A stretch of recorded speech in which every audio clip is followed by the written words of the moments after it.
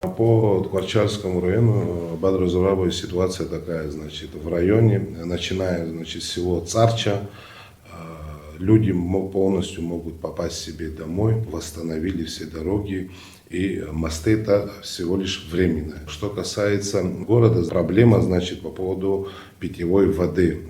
У нас из года в год, если пойдет дождь, то у нас потом после этого идет в Тхварчало грязная вода. И мы организовали, значит, гуманитарную помощь. Многие наши тхварчальцы организовали гуманитарную помощь. И сегодня на данный момент ситуация не из простых, касаемо нашей питьевой воды. Я думаю, в будущем мы будем эти вопросы с вами вместе обсуждать, что нам в дальнейшем делать.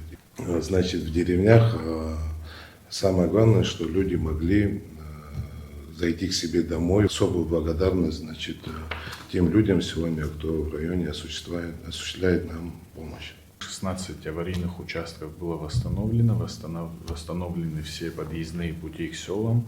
В ближайшее время приступаем уже к работам по реке Алзга.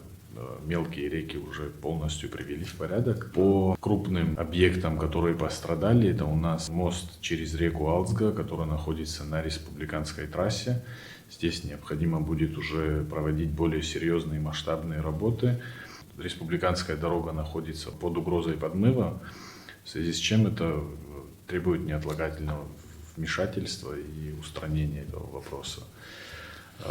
Два моста, которые пострадали в большей степени, один из них полностью был подмыт и не подлежит восстановлению. Сейчас мы переговорили с берегозащитой, они будут приступать к его капитальному ремонту.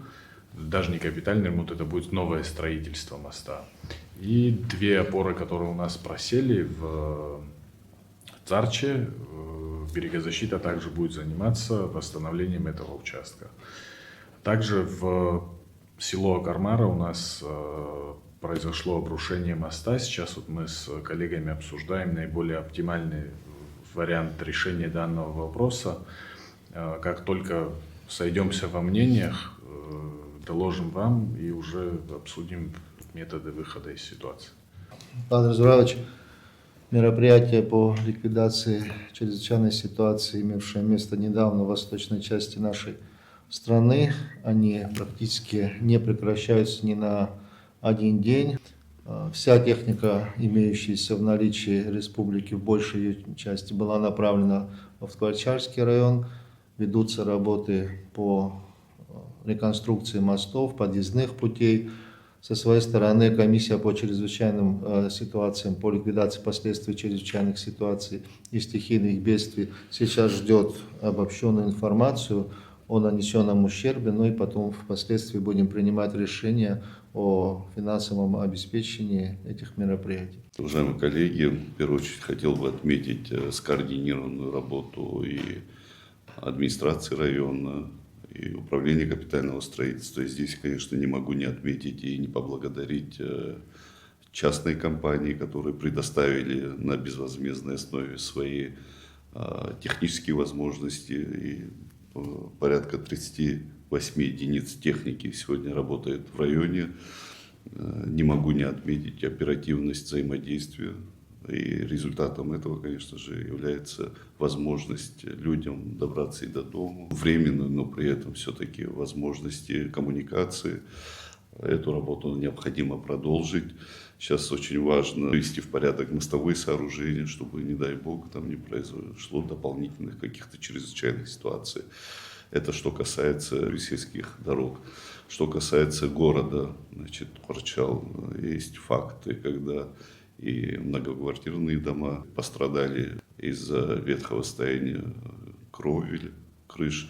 Надо будет дообследовать ситуацию с многоквартирными домами, посмотреть, чем в этой связи мы можем быть полезными. Также материалы надо будет направить в комиссию по чрезвычайным ситуациям. Что касается питьевой воды, проблемой не раз пытались заняться, решить эту проблему.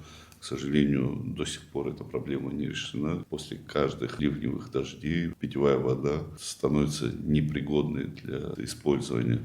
давайте вместе подумаем механизм того, как обеспечить город в непогоду чистой питьевой водой. У нас должно быть понимание того, как можно решить эту проблему. Что касается республиканской трассы и мостового сооружения через реку Алтска, я сам увидел ситуацию, которая складывается там. Я думаю, что угроза существенная.